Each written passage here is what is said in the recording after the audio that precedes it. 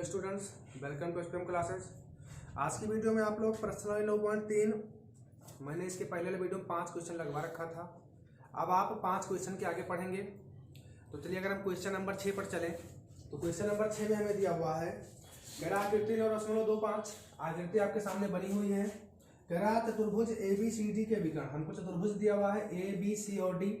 कह रहा इसके विकर्ण AC और BD, एक विकर्ण हमारा AC हो गया, एक विकर्ण हमारा BD हो गया। परस्पर बिंदु O पर प्रतिच्छेद करते हैं, मतलब दोनों जहां एक दूसरे को काटते हैं वो कौन सा बिंदु है? O है। कह रहा है इस प्रकार प्रतिच्छेद करते हैं कि OB बराबर OD।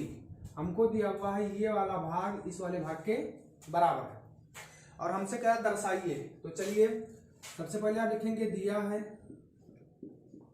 तो दिया है में हमें दिया हुआ है चतुर्भुज ABCD में विकर्ण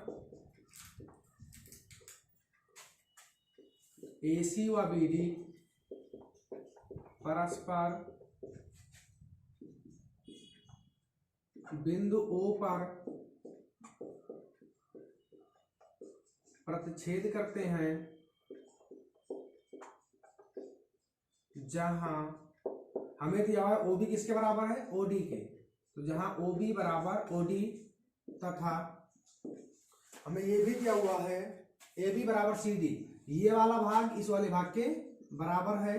तो तथा AB बराबर हो जाएगा CD। फिर उसके बाद हम आते हैं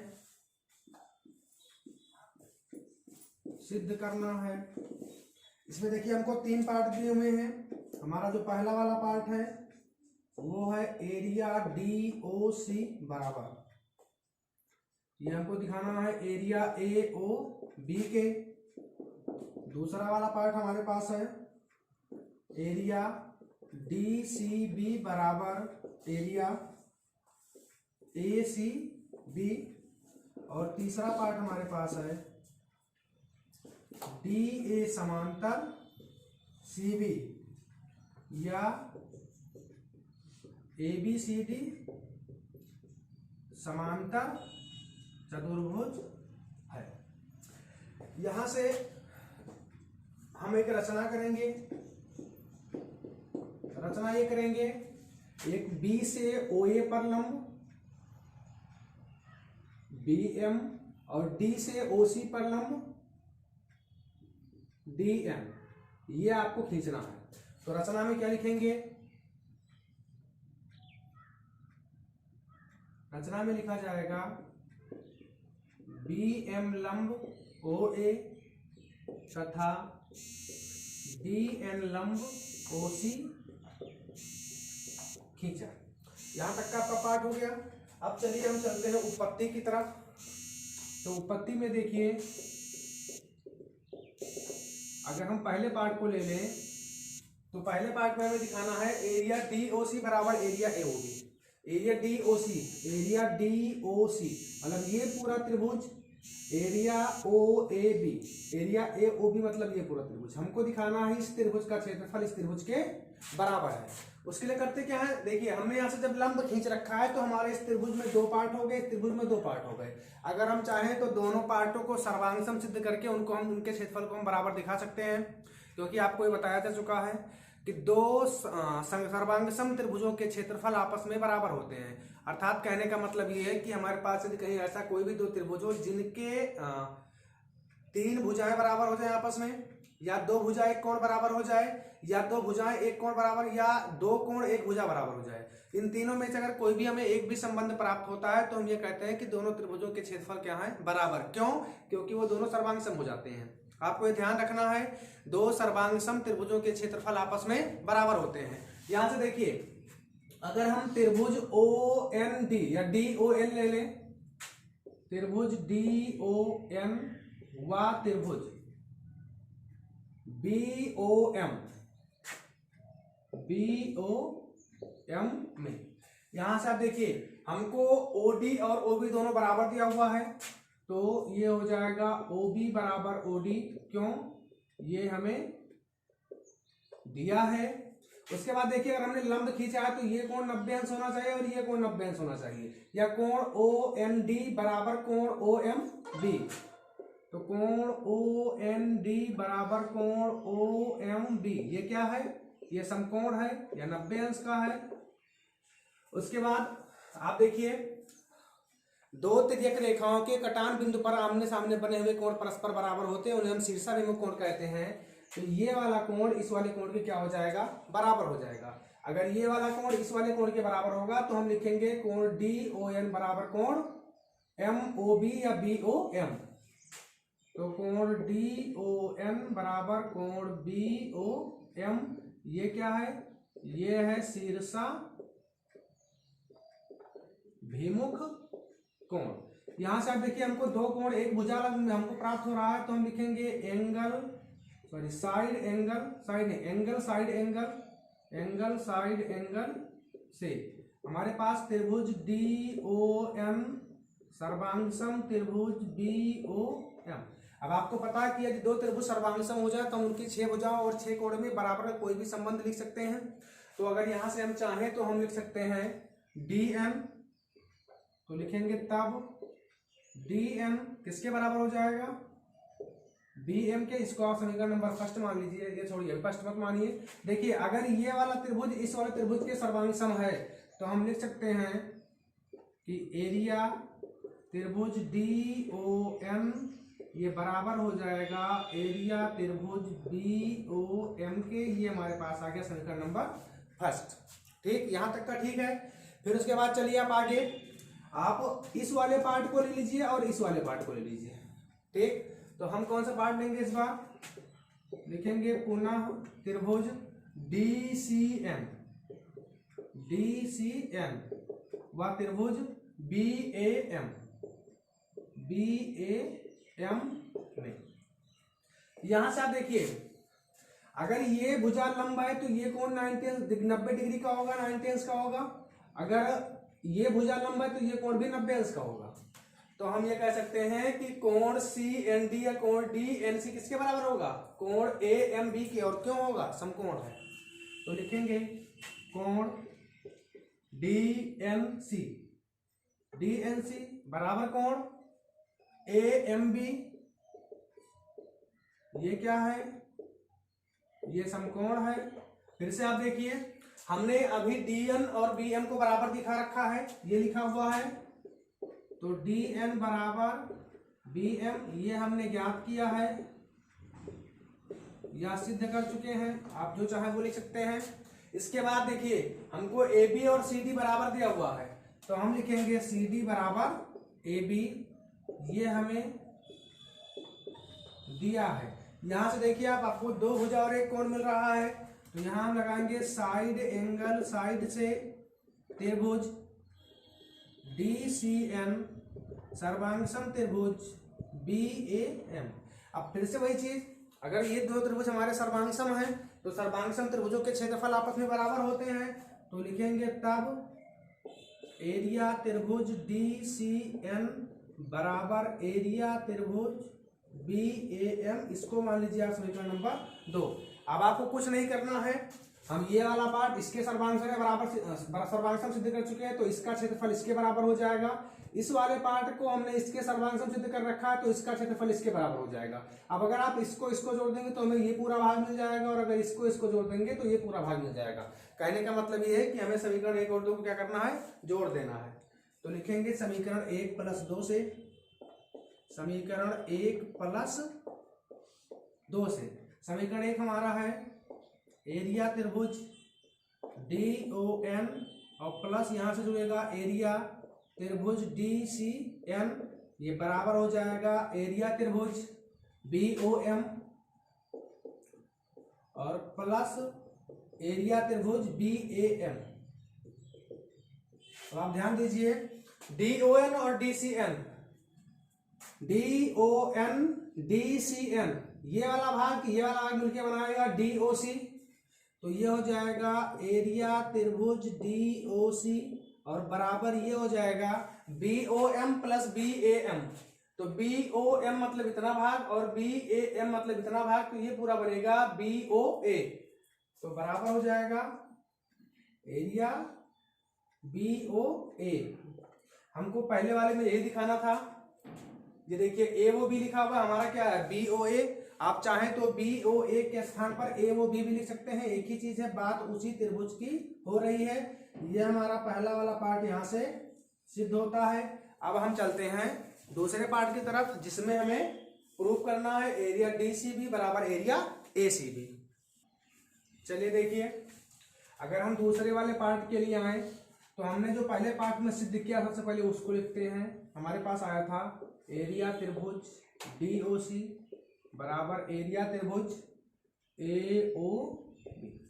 देखिए हम यहाँ देखेंगे हमको प्रूव क्या करना है, हमको सिद्ध करना है डी सी बी, मतलब ये पूरा भाग किसके बराबर रहेगा, ए सी बी के, मतलब इस पूरे भाग का क्षेत्रफल इस पूरे भाग के क्षेत्रफल के बराबर होगा। देखिए पहले वाले पार्ट में हम ये सिद्ध कर चुके हैं कि इतना क्षेत्रफल इतने क्षेत्रफल के बराबर है।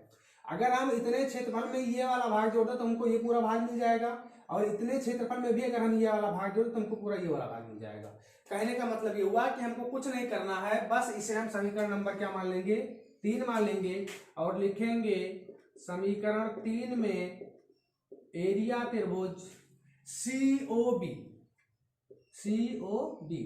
इसको आप जोड़ दीजिए। तो जैसे ही जोड़ेंगे ये हो जाएगा एरिया त्रिभुज D O C plus area त्रिभुज सी ओ बी बराबर ये हो जाएगा एरिया त्रिभुज ए ओ बी और प्लस एरिया त्रिभुज सी ओ बी। अब आप ध्यान दीजिए, डी ओ सी और प्लस सी ओ बी ये पूरा मिलके बनाएगा हमारा क्षेत्रफल डी सी बी। तो ये पूरा हो जाएगा एरिया त्रिभुज डी सी बी और ए ओ बी और सी ओ बी, ए ओ बी और सी ओ बी मिलके बनाएगा पूरा हमारा ए सी बी। तो ये बराबर हो जाएगा एरिया त्रिभुज ए सी बी। ये हमारा दूसरा वाला पार्ट सिद्ध हो चुका है। फिर हम चलते हैं तीसरे वाले पार्ट की तरफ। तीसरे पार्ट में देखिए हमें दिखाना है डी ए समांतर सी बी। क्या दिखाना है, डी ए समांतर सी बी। डी ए समांतर सी बी मतलब ये वाली भुजा इस वाली भुजा के समांतर है। चैप्टर नंबर 7-8 में आप पढ़ चुके हैं, एक ही आधार और एक ही समांतर रेखाओं के बीच स्थित त्रिभुज के क्षेत्रफल आपस में बराबर होते हैं। कहने का मतलब ये हुआ कि यदि दो त्रिभुज ऐसे स्थित हों जो एक ही आधार पर बने हुए हों और एक ही समांतर रेखा के बीच में स्थित हों तो उनके क्षेत्रफल आपस में बराबर होंगे। अगर आप इसी प्रमेय का उल्टा आप आकर के देखिए, यदि दो त्रिभुज एक ही आधार पर बने हों, दो त्रिभुज एक ही आधार पर बने हों और साथ ही साथ उनके क्षेत्रफल बराबर हों, क्या हों, एक ही आधार पर बने हों और क्षेत्रफल बराबर हों, तो रेखाएं क्या होंगी, समांतर, या हम ये कहें कि तब वे दो समांतर रेखाओं के बीच में ही स्थित होंगी। देखिए पहली बात तो क्या, सबसे पहले हमें क्या चाहिए, सबसे पहले हमें आवश्यकता पड़ेगी एक ही आधार, किस पर, एक ही आधार। उसके बाद एक ही आधार पर बने दो त्रिभुज, एक ही समांतर रेखाओं के बीच, एक ही समांतर रेखाओं के बीच, मतलब दो त्रिभुज अगर एक ही आधार और एक ही समांतर रेखाओं के बीच हों तो क्षेत्रफल क्या होंगे, क्षेत्रफल बराबर होंगे। अब आप ध्यान से देखिए, एक ही आधार पर एक ही समांतर रेखाओं के बीच बने त्रिभुजों के क्षेत्रफल आपस में क्या होते हैं, बराबर होते हैं। तो अगर त्रिभुज हमारा एक ही आधार पर बना हुआ है और क्षेत्रफल बराबर है तो इसका मतलब ये हुआ कि वे एक ही समांतर रेखाओं के बीच में स्थित होंगे। तो यहां हमें लिखना है त्रिभुज डी सी बी व त्रिभुज ए सी बी एक ही आधार व एक ही समांतर रेखाओं के बीच, एक ही आधार पर बने हैं, एक ही आधार पर बने हैं तथा उनके क्षेत्रफल आपस में बराबर हैं, अतः वे एक ही समांतर रेखाओं के बीच, एक ही समांतर रेखाओं के बीच स्थित होंगे। इसका मतलब यह हुआ कि हमारे पास जो डी ए है वो किसके समांतर आ जाएगा, बी सी के। तो डी ए समांतर सी बी, और अगर सम्मुख युग्म समांतर हो गया तो हम ये लिख सकते हैं या ए बी सी डी समांतर चतुर्भुज है। ये आपका तीसरा वाला पार्ट है। यहाँ से आपका ये क्वेश्चन पूरा होता है। फिर हम चलते हैं अब अगले क्वेश्चन की तरफ। फिर देखिए क्वेश्चन नंबर 7। क्वेश्चन नंबर 7 में हमसे कह रहा है बिंदु डी और ई क्रमशः त्रिभुज एबीसी की भुजाओं AB और AC, मतलब त्रिभुज ABC की भुजा AB और AC पर हमारे पास बिंदु D और E है। और कह रहा वे इस प्रकार स्थित है कि एरिया DBC मतलब ये वाला क्षेत्रफल बराबर हमको दिया हुआ है एरिया EBC मतलब इस वाले क्षेत्रफल के बराबर होगा। सबसे पहले आपको जो दिया है वो आप लिख लीजिए, थोड़ा स्पष्ट हो जाएगा कि हमें क्या करना है और क्या क्या दिया हुआ है। तो हमें दिया हुआ है एरिया DBC बराबर एरिया EBC। इसके बाद फिर आप लिख लीजिए सिद्ध करना है। तो हमें सिद्ध करना है DE समांतर BC। क्या सिद्ध करना है? DE समांतर BC। चलिए वैसे क्वेश्चन काफी आसान है, हम सीधे उत्पत्ति करेंगे, इसमें हमको रचना करने की कोई आवश्यकता नहीं है। और ये क्वेश्चन अभी आप कर चुके हैं। देखिए मैंने बताया था दो त्रिभुज के लिए एक ही आधार हो और एक ही समांतर रेखा के बीच हो, एक ही समांतर रेखा के बीच हो तो उनके क्षेत्रफल बराबर होते हैं। उनके क्षेत्रफल बराबर होते हैं। इसमें हमें दिया हुआ है, इसमें हमसे कह रहा है दो त्रिभुजों हमको दिया हुआ है DBC बराबर EBC। देखिए DBC के लिए आधार BC है, ये वाली भुजा, और EBC के लिए भी आधार क्या है? BC। तो दोनों त्रिभुजों के लिए आधार क्या हो गया? हमारा एक ही हो गया। फिर हमको क्षेत्रफल क्या दिया हुआ है? बराबर, मतलब क्षेत्रफल क्या दिया हुआ है? बराबर। अगर एक ही आधार पर बने हैं और उनके क्षेत्रफल बराबर होते हैं तो इसका मतलब ये हुआ कि वे एक ही समांतर रेखा के बीच स्थित होंगे। अर्थात हम ये कह सकते हैं कि DE किसके समांतर होगा? BC के। तो यहां हमें यही लिखना है त्रिभुज DBC व त्रिभुज EBC एक ही आधार पर बने त्रिभुज हैं तथा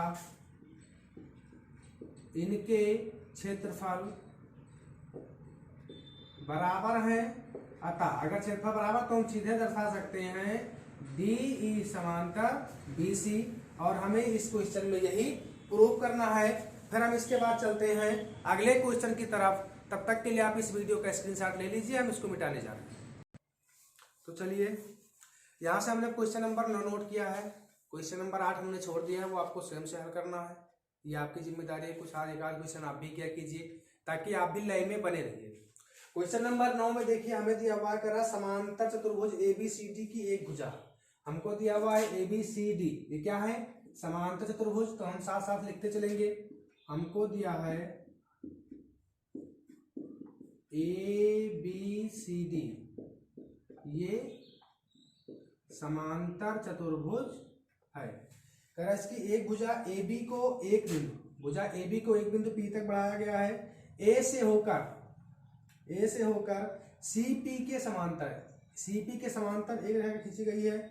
CP के समांतर खींची गई रेखा, बढ़ाई गई भुजा CB को, मतलब इसके समांतर कोई रेखा खींची जा रही है जो इस बढ़ाई गई भुजा को बिंदु Q पर काटती है। इसका मतलब ये हुआ कि हमें दिया हुआ है CP समांतर किसके है? AQ के।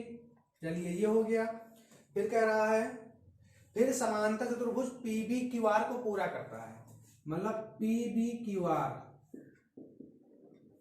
ये भी एक समांतर चतुर्भुज है। तो PBQR भी एक समांतर चतुर्भुज है, ये हमको दिया हुआ है। फिर कह रहा है कि दर्शाइए कि, तो चलिए हमको लिखना है, सिद्ध करना है। तो सिद्ध क्या करना है हमको? हमें सिद्ध करना है एरिया ABCD बराबर एरिया PBQR। चलिए ये हो गया। ठीक, चलिए अब हम फिर चलते हैं फिर अपने क्वेश्चन पे। यहां से हम एक रचना करते हैं। क्या करेंगे? रचना क्या करेंगे?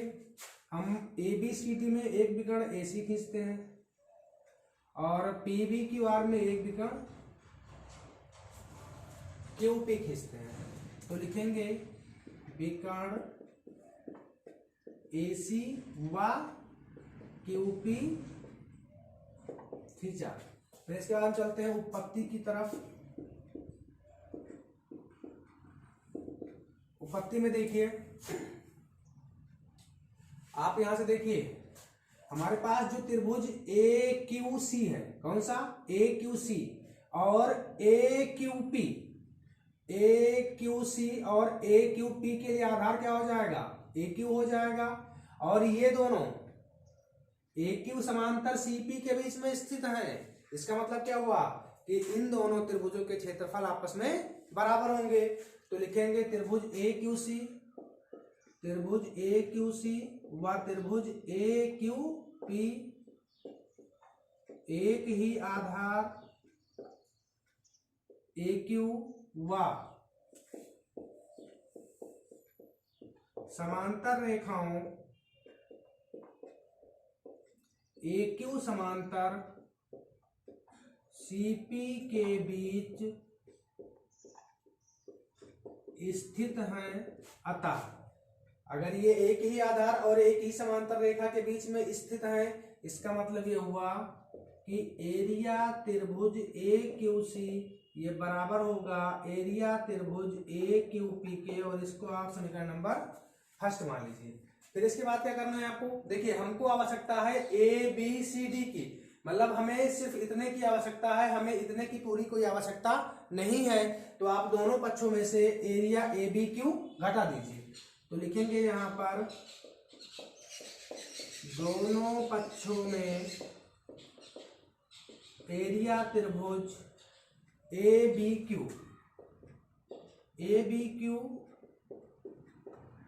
घटाने पर, अगर आप घटाएंगे तो यह हो जाएगा एरिया त्रिभुज AQC माइनस एरिया त्रिभुज ABQ बराबर एरिया त्रिभुज AQP और माइनस एरिया त्रिभुज ABQ। अब आप देखो, ध्यान दीजिए, जब AQC में से ABQ घटाया गया तो क्या बचेगा? इतना वाला भाग, अर्थात एरिया ABC। तो यहां से हमको मिलेगा एरिया त्रिभुज ABC। और जब हम AQP में से ABQ घटाएंगे तो क्या मिलेगा हमको? इतना भाग, मतलब एरिया BPQ। तो ये बराबर हो जाएगा एरिया BPQ हो जाएगा। यहां से आप इसको ऐसे रखिए। फिर आप क्या करेंगे? अगर हम इन दोनों को दोनों पक्षों में अगर 2 से गुणा कर दें, लिखेंगे दोनों पक्षों में 2 से गुणा करने पर, दोनों पक्षों में 2 से गुणा करें तो ये 2 एरिया त्रिभुज ABC बराबर 2 एरिया त्रिभुज BPQ। अब आप ध्यान दीजिए, किसी समांतर चतुर्भुज में अगर हम एक विकर्ण खींचेंगे तो वो विकर्ण उस समांतर चतुर्भुज को 2 समान क्षेत्रफल वाले त्रिभुजों में बांट देगा।